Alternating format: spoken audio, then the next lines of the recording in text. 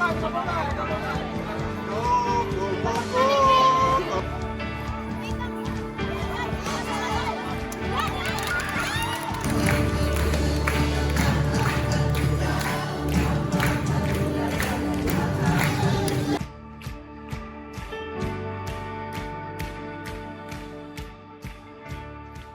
kakalma! So ngayon, first time namin kakain ng hapunan.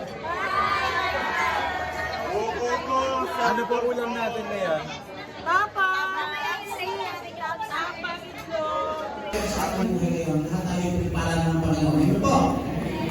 Hi mga kakalma!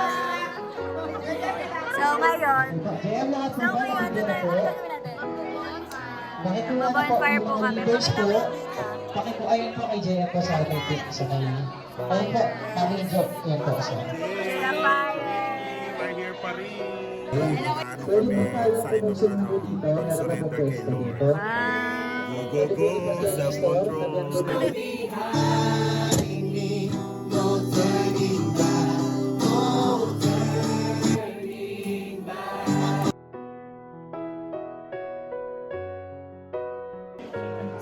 Guys, this is the end of the day. Tulog na kami guys.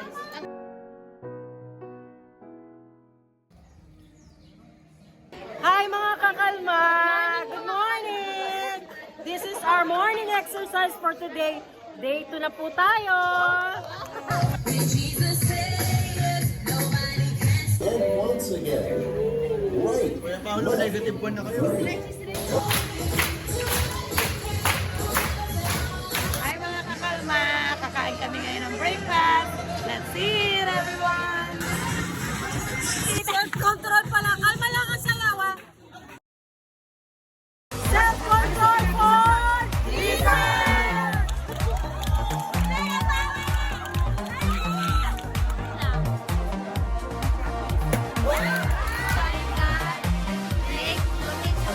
Mature, caring, spirit-led followers of Christ who will multiply and make disciples. Kagandahang ay Naligtas. yung Speaking about now, reading aloud, always sing.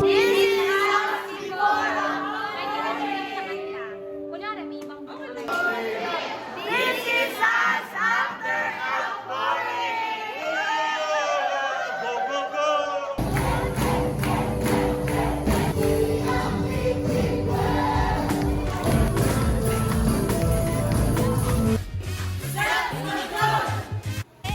Self-control. The Rema words that were etched. Kailangan tayo magpaayos totally sa Panginoon. Mag-focus tayo sa Kanya to receive the full fullness of joy. The joy of the Lord is my strength. Kaya ako nagpapatuloy ay dahil sa kagalakan sa Panginoon. Pagpapakumbaba ay isang paraan upang mas lalo tayong lumapit sa Panginoon. Pagpapakumbaba ay hindi dahil para maitaas tayo, hindi dahil para maitaas si Jesus Christ sa buhay. kailangan mo ang puso mo para magtulak sa iyo sa paglilingkod sa Panginoon. Kaya mga kalma, ang tunay na pagpapakumbaba ay talagang anak ng Diyos na kahit ano ang problema, pagsubok, mababa pa rin ang dapat sisibigin sa biyaya. Mga kakalma, so sabi nga diba, harmonious relationship in the church and family is not easy, but it is possible. Bakit? Kasi we have one common denominator which is Christ. Amen po ba? Amen!